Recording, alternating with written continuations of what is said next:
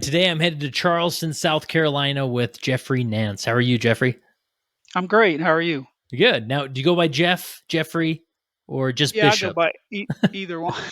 Either one. Either Good. three. Either the three. It's fine. Nice. Now, we had the pleasure of meeting recently in January of 2023. We were on a cruise together, one of the Latter-day Travel cruises that I have the opportunity to speak on from time to time. And you happened to be on the cruise, and we connected. So, Yeah, that that, was that great. yeah, it was a fun time to a group of Latter-day Saints there on the high seas, and it was an experience for sure. How Yeah. did you end up on that cruise? Well, we were at the temple back last summer, and we ran into some folks that we had known when we were stationed at Fort Gordon, Georgia. They were there at the temple, so we made this reunion. We hadn't seen them in years, and they said, "Hey, we're going on a cruise in January. You guys should go with us." And they told us all about it. And we said, "Yeah, that sounds pretty good." So we looked into it, and um, yeah, that's how we ended up there. And then Nice. we told some other people about it, and they came. So we had a small little South Carolina slash Georgia contingent there.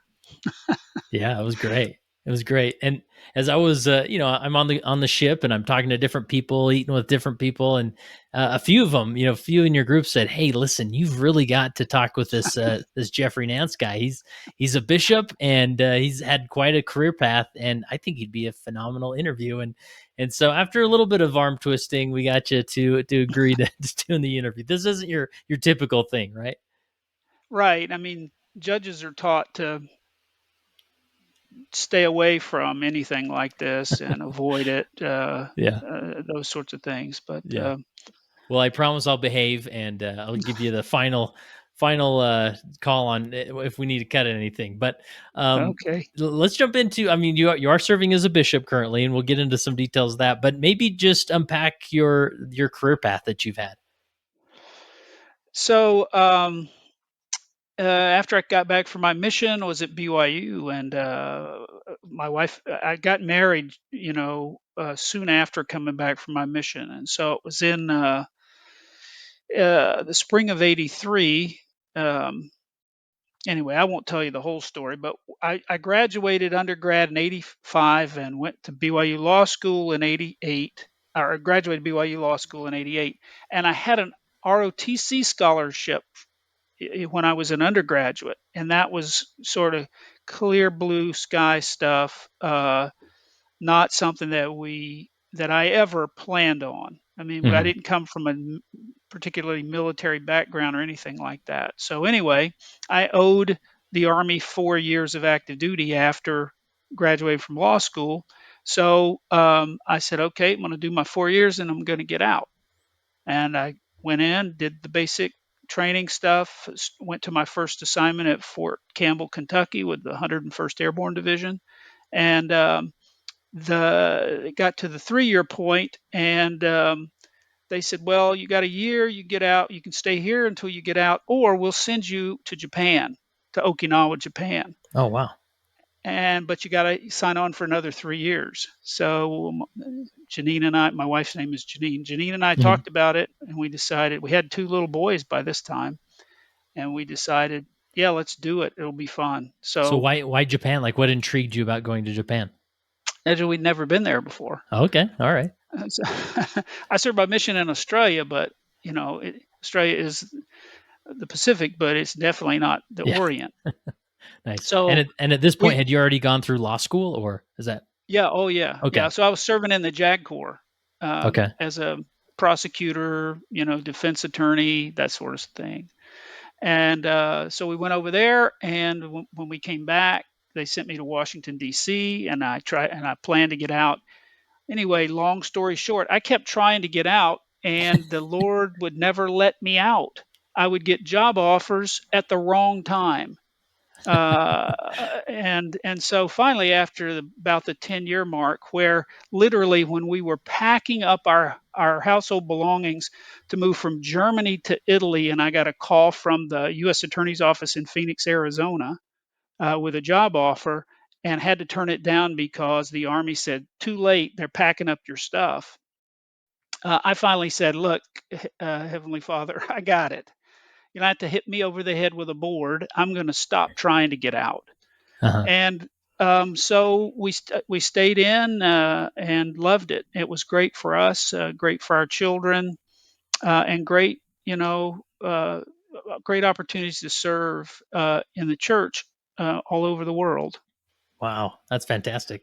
So tell me about I don't quite understand the dynamic of like being a lawyer in the army because are you dealing with like court martial stuff or is there more to it? How would you explain it? Well, there's all sorts of things you do as a military lawyer. Criminal law is one of those, and those that involves courts martial. But you can also do like the law of war. So you tell commanders, is it in compliance with the law if they shoot at this tank parked beside this Hmm. school or this hospital? You know, so I've done a little of that. You do some regulatory law, like advising commanders. Can the Girl Scouts sell cookies in front of the PX? Okay. That sort of stuff. Uh-huh. Um, just a wide array of things. Federal torts claims. Sometimes, a lot of times, the Army will break things, damage people's property while they're doing their training, and paratroopers landing in people's backyards, uh, and you have to deal with claims and stuff that arise out of that. Um, so there's a wide array of stuff that we do, but I most spent most of my time doing criminal law and operational law, what And when you can shoot at things and the oh, law of okay. war and that sort of thing. And then criminal law is it always connected somehow to the army if uh or Well, just any yeah, type of criminal law? yeah, all. I mean, the army. It was all army crimes committed by service members, army service members. But it can be people generally think of criminal law in the army as just stuff like AWOL and that sort Mhm. of stuff. And certainly we have those things, but we also have the full array of every other crime that you can think of on the state and federal level. All of those Mhm. also are covered by the Uniform Code of Military Justice. And so I've prosecuted, defended, and sat as a judge on cases of every type that you could possibly think of. You name it, and I've seen it. Mhm. And then do you have to go to a certain like a unique type of law school or is it just any type of law school and then you just apply it in that arena? The latter. Okay. You go to any type of law school. Well, I guess I should say sort of a mix. You can go to any type of law school, and then the JAG Corps will take you in if you meet the qualifications, and then they will train you up on the things that are uniquely military, Gotcha. that you didn't learn in law school. But the rules of evidence and the rules of criminal procedure are pretty much lifted in the and put into the UCMJ from the federal court rules. Mhm. So it's Yeah. essentially the same thing. So early on in your career, you thought, "Well, I'll do my time with the army," and then you were hoping to get just a job for a law firm in the private sector. Is that the idea? Well, I really wanted to. I wasn't ever. I clerked for a law firm in Salt Lake City when I was in my second and third years of law school, and I liked the people, and some of the stuff was interesting. But I always wanted to be involved with the criminal law. So my plan Hmm. was to get a job with U.S. Attorney's office somewhere and prosecute serious Yeah. federal crimes. That was my plan when I got out. Yeah. So, at what point did you become a judge in the army, and is it a similar, nomination process like a federal judge, or what is that process like? And then, what was your story on top of that? Yeah, so about halfway through, I became a military judge. I spent 30 years in before I retired, and so about halfway through, about year 16, I became a military judge. And the way you do that in the army is you try to get a lot of experience doing prosecution and defense work criminal defense work, and then you apply. Well, when you get to the right sort of time window, you apply, and it's a competitive process. It's decided at the Army JAG Corps level, at the Pentagon, and I got lucky. I wasn't going to apply, right? I thought my wife, one day I said, "Boy, I would love to be a military judge." And she said, "You should apply. When can you apply?" And I told her, and she said, "You should apply." I said, "I'm not going to apply. They'll never take me." And she said, "No, apply." And they said, "Yeah." So, and once I got in there, I told them, "Look, I don't ever want to do anything else. Just let me do this for the rest of my time." And they did, Wow. luckily. What was it about that job that was so enjoyable? I guess it was, trying to make decisions that were fair and just, and helping the lawyers on both sides sort of do their best job. The judge can do that if the judge, handles mistakes in the right way, right? If you flame somebody out, or um, you know make them feel like a moron when they make a mistake, then they're not as likely to want to try hard again, or they'll want to go do something else like operational law, where they can Mhm. see the people where it's not their friends who are shooting at them. Hmm. Um, but if you sort of say, "Look, that's not the right way to do that. You can do better than that. Here's how to do it." Of course, you don't do that during the trial, but after the trial, you can sit down with them and say, you got to do better about your laying a foundation for getting this sort of document in, and here's how you Hmm. do it.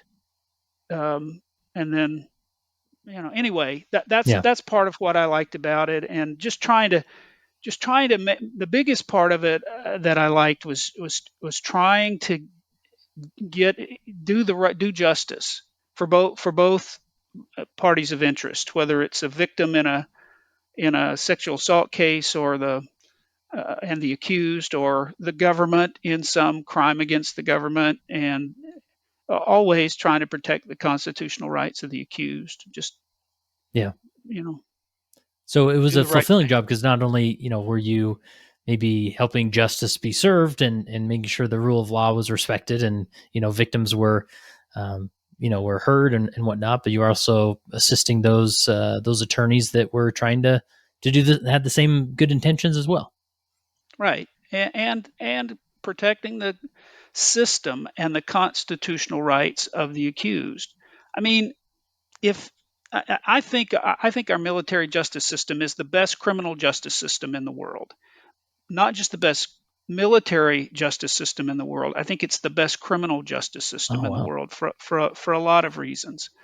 Um, but if the system doesn't work properly, if the public doesn't have confidence in the system, then you really don't have a justice system. So I always felt like it was the judge's responsibility to protect that system. And if if you see something happening that shouldn't happen, uh, th- if the public sees something happening that everybody knows should not happen, then the system gets a black eye and people lose confidence in it. And Right. it's the judge that has the greatest responsibility for protecting that. And I always felt that strongly. Yeah. What would you say is the biggest difference? You say that the military justice system is the best system. What's the difference between that and just the traditional justice system that we see in as civilians? Well, um, the biggest you say that what which is the biggest difference? The Yeah. biggest difference is that in the military justice system, you have a professional uh, jury. And by that I mean they don't have as their profession to be jurors. They are professionals.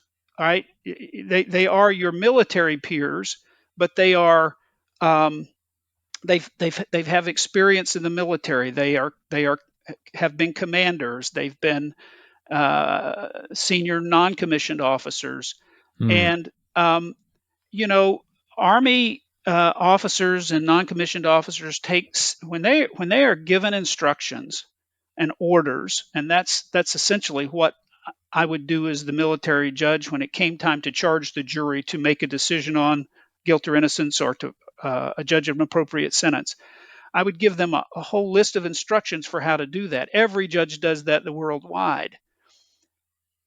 But the difference is you've got professional, educated, hardworking people who are used to taking orders and dedicated to following those orders, and they're going to go back there.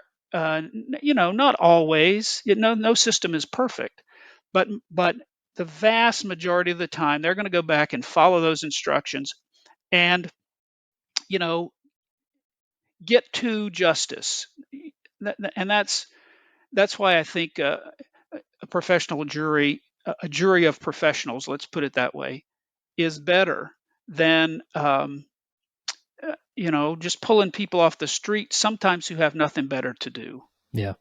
Yeah, that's interesting. So the members of a jury would have they've been through some level of rigor and training, and they understand maybe the dynamics of the military and whatnot, rather than I've served on a jury, just jury duty and whatnot, and there were some people on the jury who hadn't even thought twice about how the court system works, let alone Right. how to make a decision of guilty or innocent, right? So That's right. And these are usually on a military jury. These are usually people who have been around a while. They've been in leadership positions and they've had training about how the military justice system works. So interesting. Okay. yeah, they're not coming into it ignorant. Yeah.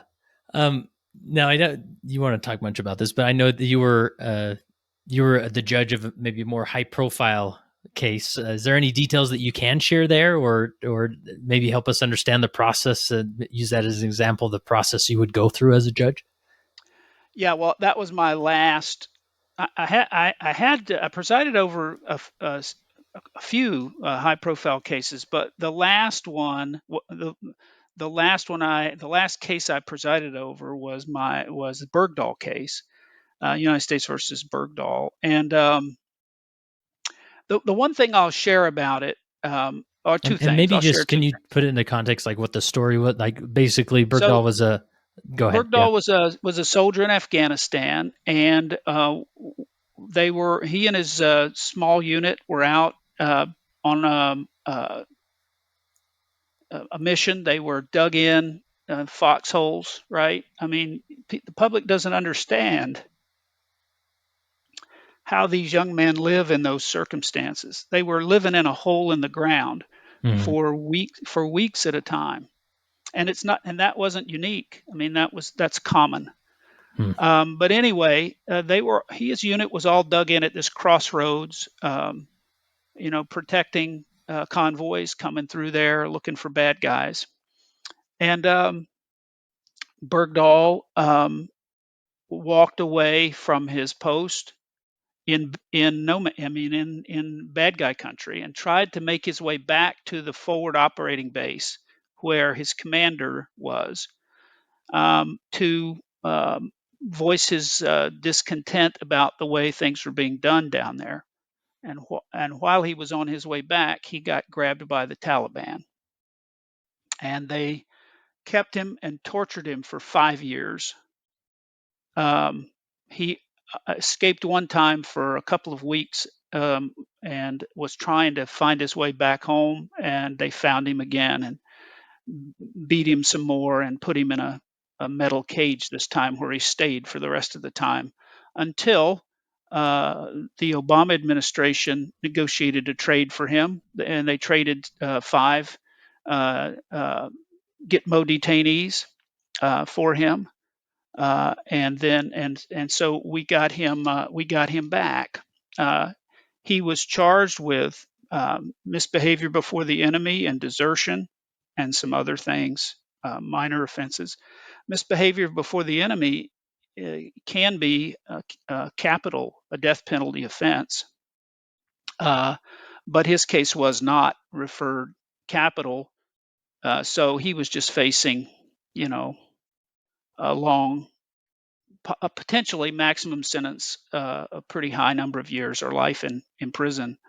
So the that's the background of the case. Yeah. And so by the time it lands on your desk, I mean, this has been, I mean, it's been in the media. It's like a political football as far as what both sides are saying should be done. And then it was Exactly. the way the Obama administration handled it was under criticism. And I mean, there's just so much around it, right? And now And you're the judge in this President case. Yeah, President Trump had made some very inflammatory comments during his campaign Hmm. about Bergdahl and how President Obama mishandled it, and what President Trump would do if he were elected president, and all of that. So there was a lot of focus on it, political focus on it from both sides.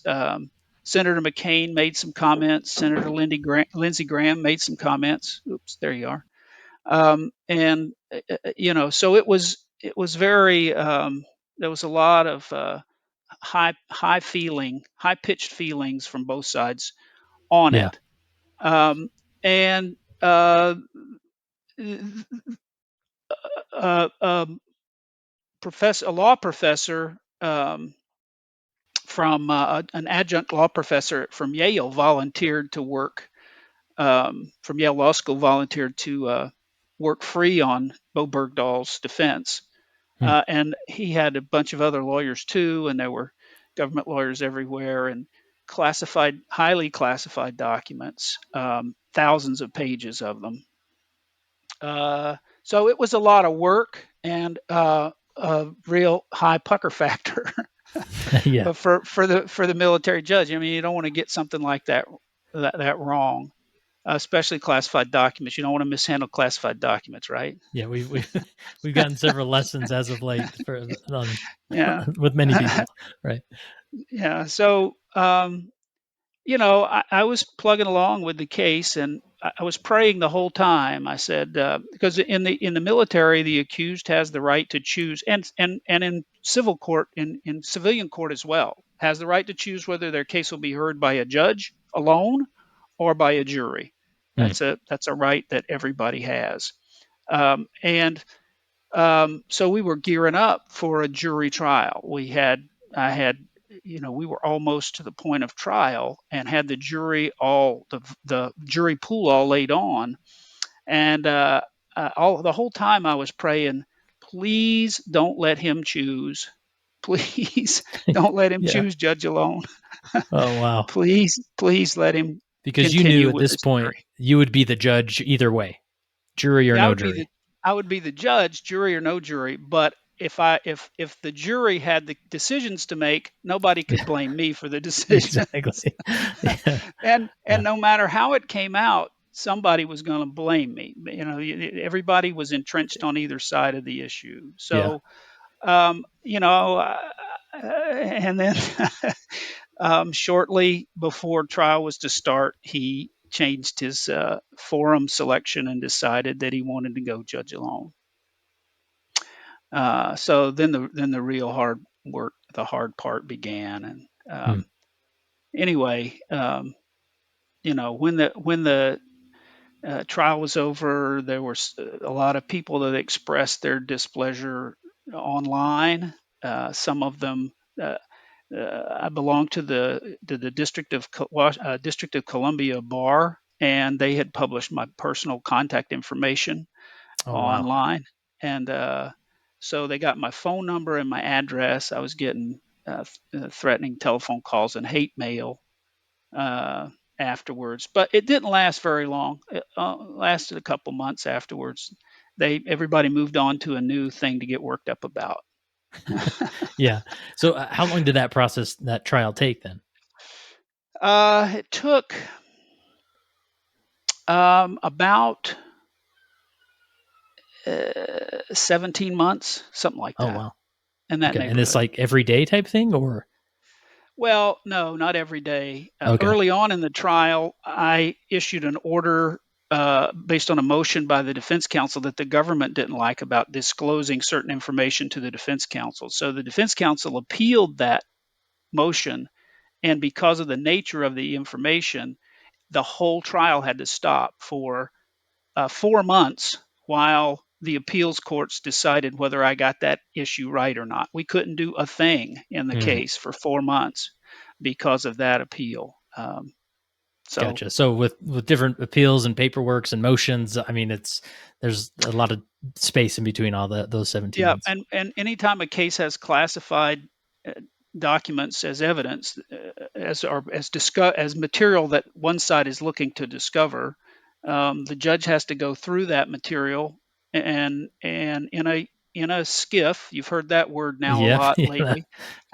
I had to go to a skiff in various locations throughout the country and look at all of this classified information and make a decision under the rules whether the other side got to see it or not. Mm, And then had to keep track of what I had looked at and how I had ruled on it so that the appeals court could look at it later and say, yeah, you made the right decision there, or no, you didn't make the right decision there. So interesting. that Interesting. took a lot of time because, like I said, it was thousands and thousands of pages. I, Wow. when I started that trial, I hardly ever needed reading glasses. But by the time that trial was over, I was using a plus 2.25 reading glasses. Nice, nice. And so, how would you explain the final ruling that you had on that case? What do you mean? Like, what was your final What was ruling? it? Yeah. Well, ultimately, he pled guilty Oh, okay. to desertion and misbehavior before the enemy, and I sentenced him to a dishonorable discharge and reduction in rank. He was a sergeant E5 when the trial occurred. I reduced him down to a private E1, and I fined him some money, but I did not give him jail time. And that's what everybody was. Hmm. That's what the people who were upset about. Gotcha. Gotcha. All right. So, this is great. I really appreciate that context. And now that let's shift gears here to another judge hat. Is How long have you been serving as a judge in Israel and as a bishop? Well, this time only 8 months. Okay. So Um, this is your second go at it. yeah, I was a branch president in Italy. Oh, cool. Um, we were the only English speaking unit in the stake. My stake president was Italian, and he could speak only, he could speak about as much English as I could speak Italian. So our personal priesthood interviews were awesome. Oh, wow. Did you have a We translator or? No, no. Oh We my would just goodness. go in there and we would do our best, and it was mostly, I'll tell you, it was amazing when we couldn't communicate verbally. The spirit there was a ton of love. I always felt love and support from him, and I just had the greatest respect for him. Being a stake president in Italy has got to be one of the hardest jobs there Yeah, I is bet. in the church. And he just was just a very kind and gentle man, and had a huge testimony. So Nice. that was, yeah, that was the first time. But this is the second time, and Yeah, about 7 or 8 months now. This second time. nice. So, is there a story behind how you were called, or what's your ward like? Like, how would you just describe your experience as bishop? Well, um, when when it came time to retire from the Army in 2018, Janine and I had no idea where we wanted to live. We had, sort of talked about it a little bit, but we had lived in a lot of cool places, and the choices, as I considered, and she did too, that any of those places or any other place that we could think of was an option, including going back overseas, uh, and living as expats in Germany or Italy. Hmm. Um, but one day she said, well, when we were at Fort Bragg at the time, she said, well, why don't we go down and look around in Charleston, which is where we both grew up. I mean, we've Okay. known each other since we were 6 years old. We went to Oh, primary cool. together. Oh, wow. And I said, okay, let's go. So we came down here, we looked around, and she said, I want to retire here. And I said, all right, I've been dragging you around for 30 years. We'll retire where you want to retire. And so I was retiring, getting out of the army, finding a place, building a house down here, and I got a job offer with the Department of Justice to be an immigration judge. But they wanted me to do that in Georgia. And so I said I took it because the house was being built, and we lived in a little, apartment over a store in Americus, Georgia, for about a year. And Hmm. then she moved into the house, and I was commuting back and forth from Americus, Georgia, to here on the weekends until I got myself transferred to Charlotte, North Carolina, and was commuting back and forth from Charlotte to Charleston, which is 3 hours, but that's less than 5 hours to Americus. And one day, and so I really, the only calling I could really, do was an occasional calling because there were some Sundays that I just wasn't here. Um, and then one day, my boss in Charlotte came to me, and she said, "Listen, um, COVID has taught us that immigration judges can work from home. How would you like to run your court from home in Charleston and live Wow. at home?" I said, I said, sign me up. So she made it happen. She's a great boss. She made it all happen, and I came down here, and let's see, that was about January of 2022. Yeah, January 2022. And in April, they called me to be a counselor in the bishopric.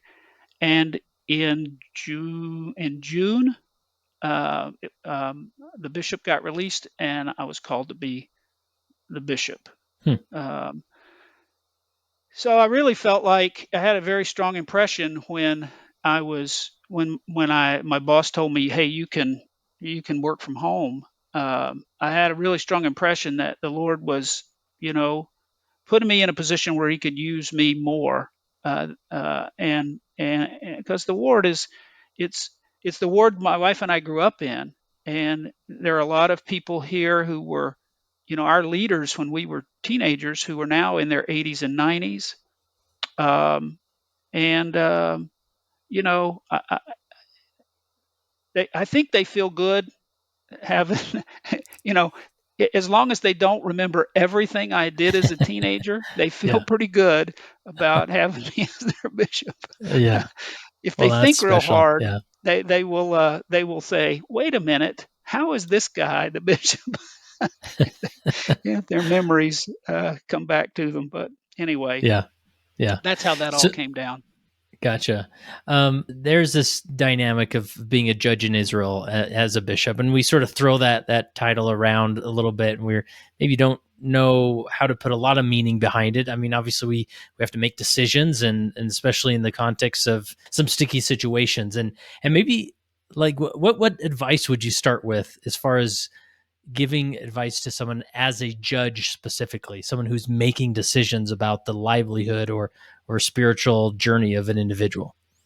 Yeah, that's a great question. When I was serving on high council one time, and my stake president came to me and said, and I was a military judge at the time, and he came to me and said, "Hey,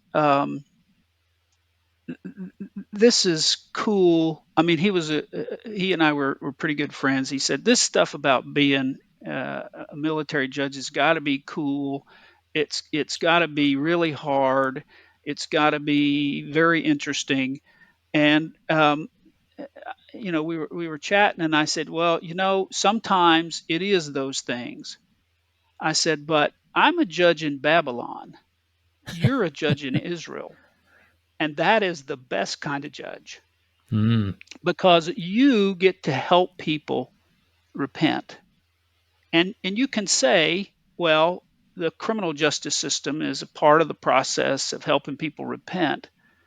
But most of the time, you're inflicting punishment on people who aren't looking to repent. It's just society's punishment. They're not really making anything whole. They're just paying their price to society.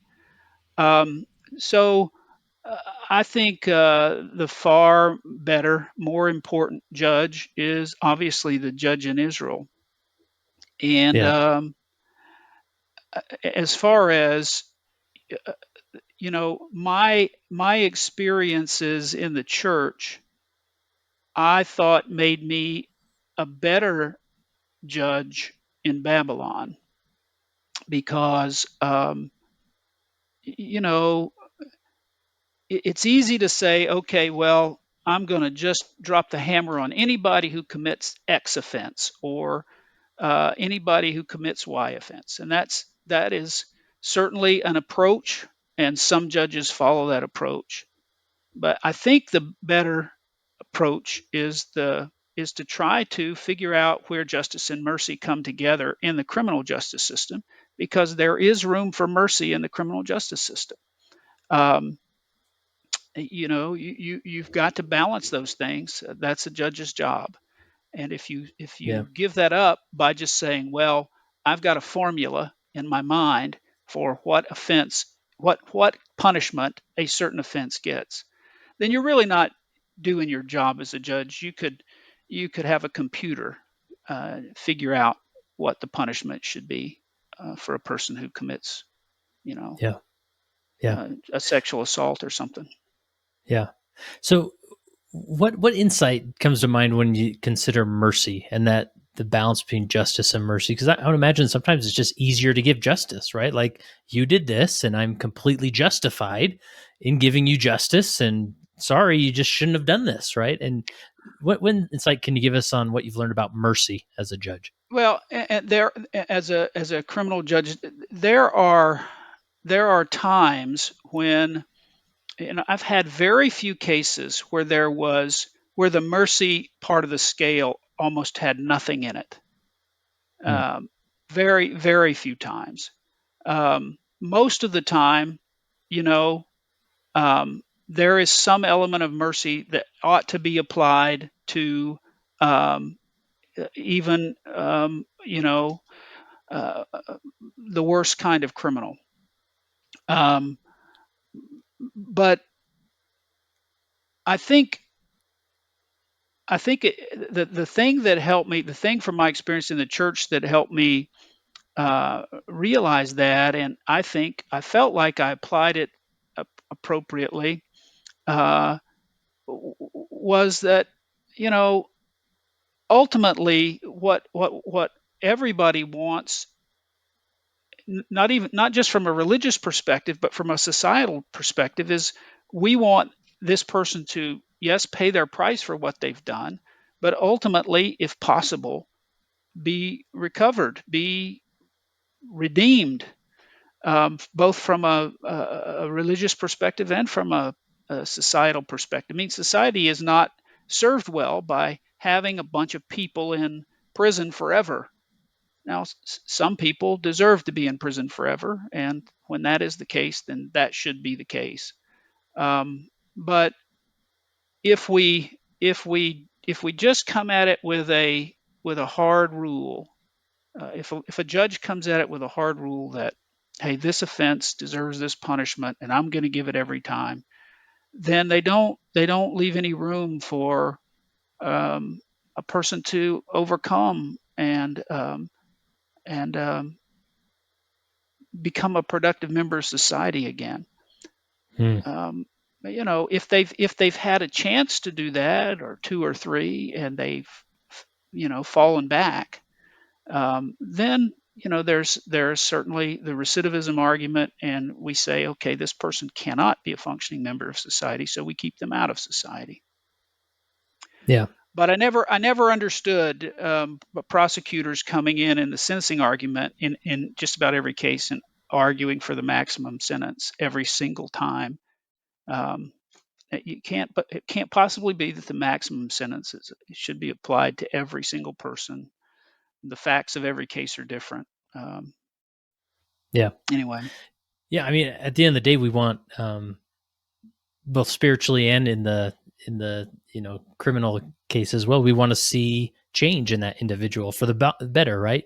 Um, That's right. and sometimes it feels like justice will do that if we slap their hand hard enough, then they'll change. When in reality, that's the beauty of, taking it back to a gospel context, that's the beauty of grace and the power of grace is that when you are the one receiving the grace, that it's just so transforming that, somebody else took the punishment or mercy was given when justice was deserved. And that can be deeply um, influential and transformational when somebody feels that mercy and grace. That's right. And everybody's better off then. Yeah. Everybody's better off. So yeah, I mean, I enjoy the thing, the judge in Israel part of being a bishop because to me it's about helping people overcome and um, get back on that covenant path, uh, and just improve. Just move along. Just overcome the thing that is keeping them from progressing along the covenant path, slowing their spiritual momentum, to use the President Nelson's Yeah. phraseology. And I see that's a bishop's really a bishop's job. Not only, I mean, uh, not everything needs to come to the bishop, for repentance, and but a bishop has a responsibility to help people understand that they need to be repenting all the time, and applying the atonement every day to maintain that spiritual momentum, or they could get so far off the path that then they require some more significant intervention. Yeah. And So anyway, that's the best part of being a bishop.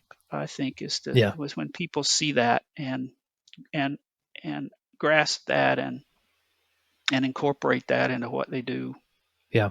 So take us to that dynamic of making a tough decision, or whether it's a sentencing type of arrangement, or at the end of a trial, and you have to make the decision.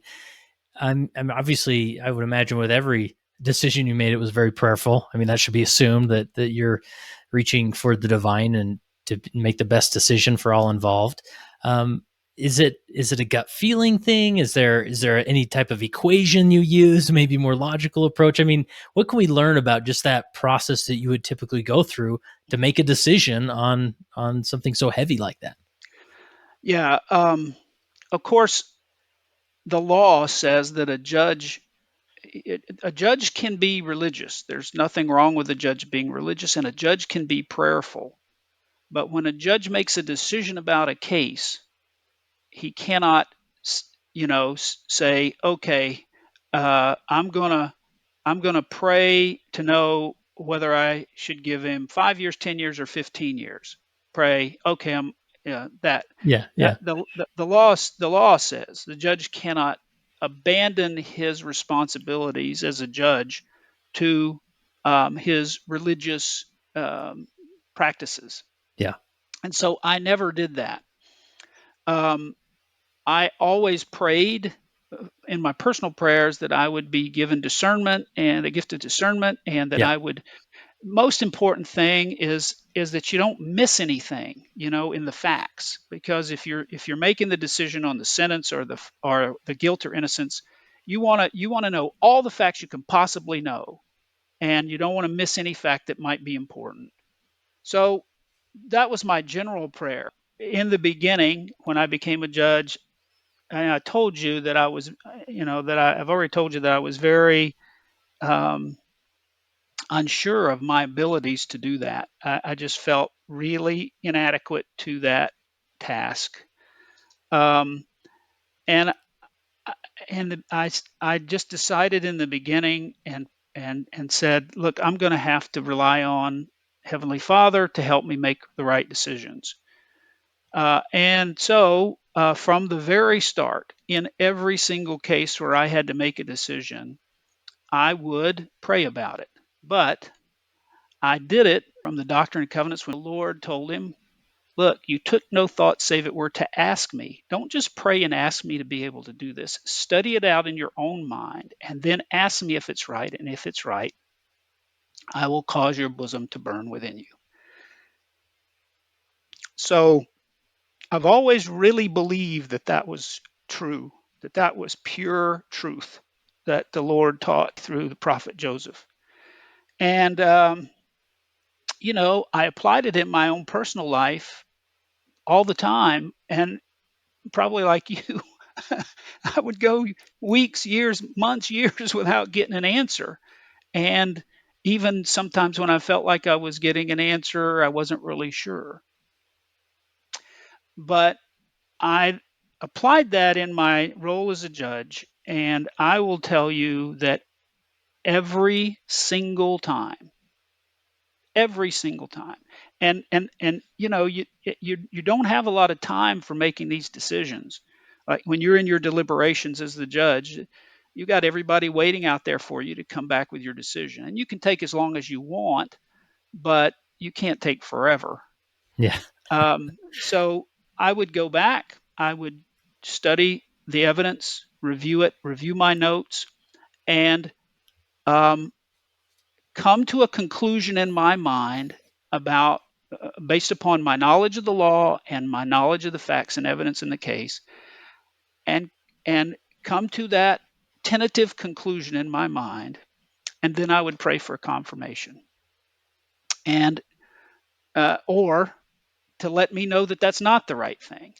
And this is the thing that was the amazing thing to me about the whole experience, is that every single time I got an answer immediately.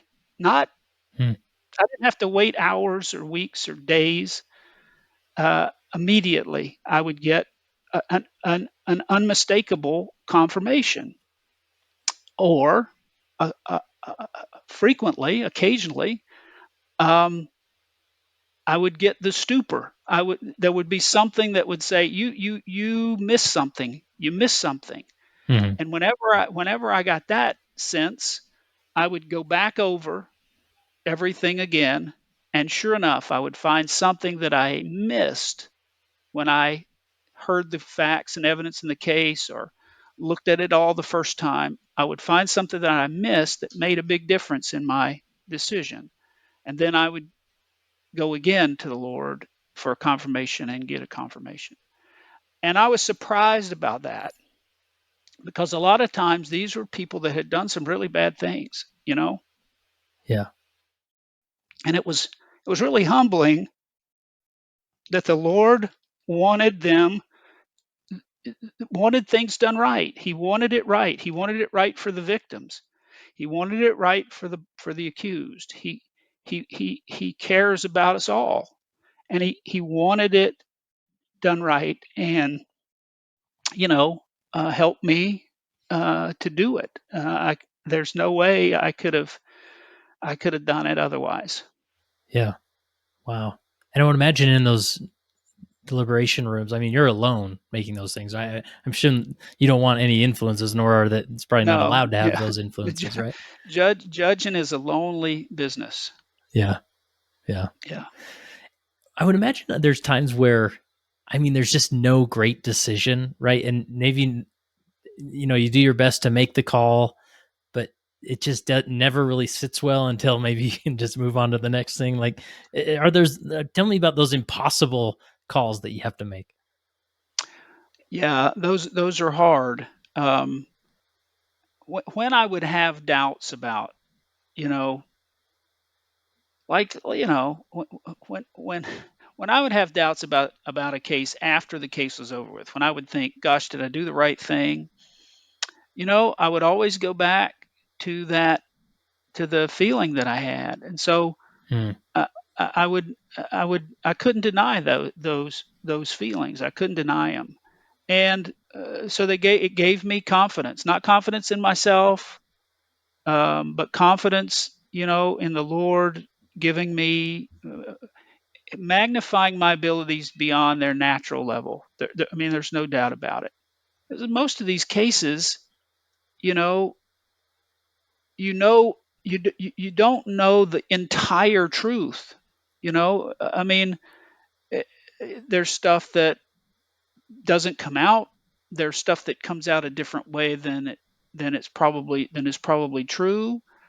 People perceive things differently, and so you don't want it. You don't want the outcome to be, um, you know, wrong because of those things. And so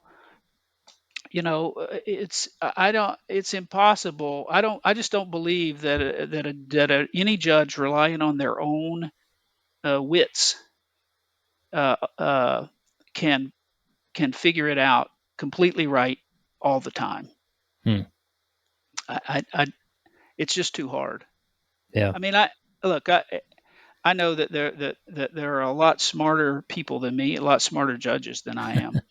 But I don't care if you're I don't care who you are. If you're uh, John Roberts uh, on the Supreme Court, you just you know you you can't do it alone. There's too much. It's too important, and you're too and you're immortal, so you're limited. Yeah. Yeah. And at the end of the day, you just have to make a call sometimes, right? That's right. And I love And if that. and Go ahead. No, go ahead. And if you're going to do that, you want to you want to have the most help you can have. Um, and since you can't bring a bunch of buddies in to say, okay, let's figure this out. Um, um, you know, you're better off anyway. Yep. Love it. Any other principle that you lean on at times to just help you through making calls and decisions as the judge in Israel? Yeah, and this thing I got when I got put in leadership positions in the army. My experience in this sort of informed my leadership uh, model, the way I tried to be as a leader in the army, and that was, you know, kindness will win every time. Hmm. So, it's not your job as the bishop to um, my my my mission president. I had three mission presidents. Oh, wow. It was a 2-year mission, but I had three mission presidents. And Elder Worthland was my mission president for a couple of months because there was a gap in between, and he was a 70 at the time. There Uh-huh. was a gap in between my first mission president, my second mission president. So there was Elder Worthland. And I remember him telling me one time, this stuff about reproving betimes with sharpness when moved upon by the Holy Spirit. A lot of times people forget that you only do that when you're moved upon by the Holy Spirit. Not every time. That's right. And he said, I will tell you that in my entirety of church service, I have never been moved upon by the Holy Spirit to reprove with sharpness. Yeah. And that's coming from a guy who had been, a bishop many times, a stake president, a 70, and ultimately was an apostle. Yeah. So I took that lesson, and I don't I think that that's a rarity when that has to happen. And so I'm going to have a real revelation before I do that. If the Holy Spirit's going to move upon me to do that, then the Holy Spirit needs to make it clear to me, Yeah. or I'm not going to do that, because the downside of doing that at the wrong time is much greater than the downside of not doing it when you should. Right. You can Yeah, I always agree. go back and do that later if you need to. Yeah. So I try to apply that all my church leadership responsibilities, and I try to do the same thing in the army. The best leader I ever had, um, once, I mean, he was exactly like that. Not a member of the church, just the best leader I've ever known. And he taught me that, you know, just most of the time everybody's trying to do their best. Take that as a given, and then let that inform how you treat them when they make a mistake. If somebody's trying to do their best and make a mistake, they need help. They don't need to be yelled at, or made to feel stupid. Yeah. One time, this guy was my boss, and I got a little disrespectful. We were deployed, and life was tough, and we were living in rough conditions. And another guy on the staff, a guy senior to me, did something that I thought was not appropriate. So he and I locked horns, and then I was disrespectful to him, and he went to my boss about it. And then the next day, I was expecting everything to come down on me. Hmm. And my boss just he wasn't saying anything about it, and I was sitting right beside of him, and we were working. And I said, "Well, sir, did so and so? Did you hear about what happened with so and so?" And he said, "I did." I said, "Well, sir, I'm ready to take whatever is coming my way for that." And he just said, he reached over and put his hand on my arm right here and said, "Jeffrey, just be nice." Hmm. And that was it. That was my chewing out, my counseling, my punishment. Just be nice. And so I've tried to be, tried to do things that way, follow his example. Yeah. Yeah, I really like that because there is this feeling, especially maybe in the context of a bishop's office, where somebody has done some things that are very regrettable and maybe even hurt others in their life, or other people in the ward or whatever it is. And there's this feeling of like, I need to show you how serious this is by how angry I get, or, how intense I get. That's When in right. reality, most of the time they already understand that when they walk in the door. Right. That's right. The first thing you got to do is find out if they already understand that. And if they do, half the battle's won. Yeah. All you've got to do then is help them with the steps they need to take next to put it behind them and to move on down the line. Yeah. Really good. Really good. Um, putting up the legal system, even military or not, next to the system in the church, with judges and whatnot, and how things will be handled if somebody makes a mistake or sins or whatnot. Oftentimes the judge or the bishop or the stake president is often filling the role as judge, jury, and executioner, right? And sometimes I worry, like, obviously a person in the legal system, they have the right to an attorney and someone who knows the law to represent them and to make sure that things are handled well. Where in the church system, that's not really the case. It's sort of like, you come in here, I'm the bishop, I'm going to tell you how this goes. And I've heard stories of individuals maybe being treated inappropriately because they didn't know better. They didn't know that the bishop shouldn't do that, or that was maybe too excessive or whatnot. And so I don't know if it's around the principle of fairness, or uh, giving somebody a fair trial in the context of the bishop, or maybe that stuff just doesn't even exist in that context. I don't know. But from being in both worlds, like, what comes to mind when somebody comes in and you're filling all those different roles, and you want to make sure that they're treated with fairness, and rather than you're just going to tell them how this is going to go. Yeah, that's a great point. And I've heard of those situations as well, where you know an inexperienced bishop or stake president, or somebody who really sort of has the wrong idea about what their role is as a judge in Israel, just comes down and handles it in a way that um, makes things worse instead of better. Um, you know, and I think it is. I think it has to do with just understanding. Maybe we shouldn't use the term judge in Israel. Hmm. You know, because the term judge has too heavy and too divergent connotation to what the Savior did. I mean, we got the best example right before us, right? The woman taken in adultery. You know, he listened to everybody plead the case for justice, right? And then he answered their arguments with an argument for mercy, and then told her to go thy way and sin no more. Now, he didn't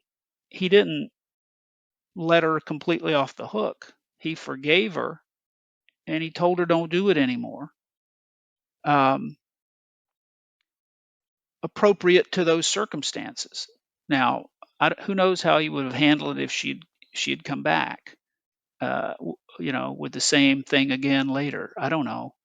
But I think the leaders in the church have to understand that our role 99% of the time, and I've sat on disciplinary councils, what they used to call disciplinary councils. Uh, our role 99% of the time is to help the person apply the atonement, and certain things have to be discussed with your bishop or your stake president. Um, Not so that the bishop and stake president have to understand that discussion is not so that you can decide, you know, this person is a terrible person, and all of these things, Yeah. but so that you can decide and should be sent to outer darkness. But so that you can decide what needs to have to happen to help them along the road to repentance and to protect the name of the church. And my experience has been that protecting the name of the church is usually not a big consideration. I mean, there are occasions when that is really something that's a big thing in a particular case. But most of the time, it's Right. it's all about this person has done something wrong. The Spirit has prompted them to repent of that thing, and they are genuinely coming to you trying to do that. And so your job is to help them, not to make them feel like they should they should wait outside and listen to the sacrament meeting in the foyer. Right. Yeah. And I love that clarity that the recent handbook changes brought, that, repentance isn't about punishment. It should never be about Exactly. punishment. Right. Yeah. Where, I don't know, I mean, you'd correct me, but in the criminal law, I mean, sometimes, yeah, this is about punishment. Like you need to be put away for a while. Like this is That's not, right. so that it's hard to draw that. And so maybe that, even that, like you said, the title of judge in Israel, and obviously there's different connotations and things related to that, but but you should emphasize in Israel part, right? right, in Israel, The right, yeah, That's right. That yeah, that should be the emphasis. That changes the entire connotation of the word judge. yeah, yeah. So, any other principle or concept before we wrap up? I mean, do we cover them all as far as just the I will say that my experience in the church uh, helped me more with my um, responsibilities in the army than vice versa. yeah, Now, I learned a lot of things about organization and getting things done in the army that I would like to apply to the church. But as my good wife continually tells me, this is not the army. that's a And good. so when people don't answer my emails, I just have to smile and say, eventually this will pass. Yeah, you can't pull rank as often, right? That's right. Yeah, that's right. You can't. Nobody cares if they get an email from me now, and I just have to learn to live with that. That's Yeah, the thing, that's and awesome. try to introduce it as many efficiencies as I think are appropriate. So our meetings can run better. Yeah. If you've been in ward council meetings, I'm sure that you thought, "Holy smokes," Yeah. and that's not helpful. Those aren't productive. Awesome. Awesome. So I try to do that a little bit, but understanding that, like my wife says, this is not the army. Yep. Love it. Well, last question I have for you, Jeffrey, is just as you reflect on your time as a leader and maybe even as a judge, a judge in the army, how has being a leader helped you become a better follower of Jesus Christ? Well, that's a great question. You know, I I have seen many times. In the military, move every 2 years, and every year somebody's moving.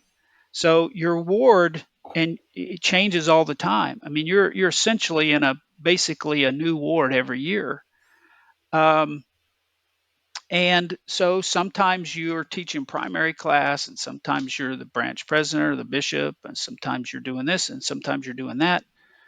And there sometimes is a tendency to say, "Hey," and not just in that context, but in the church in general, there's a tendency to be critical of our leaders because we wouldn't do it that way. And one thing that experience in the army of always having change occur in your church callings and in your church experience taught me was, hey, it's his turn to be the bishop or the stake president or the elders quorum president or her turn to be the primary president.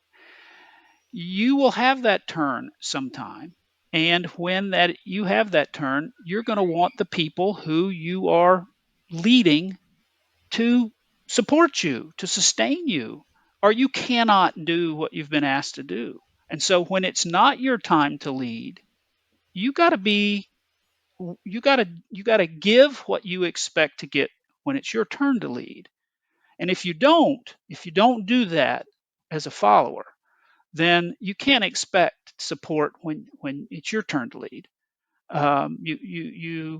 You will probably get it anyway, but you ought to be ashamed of yourself, right? But nobody's the perfect leader other than the Savior, and we're all just trying to be like him. So when it's your turn to follow, be the best follower you can be.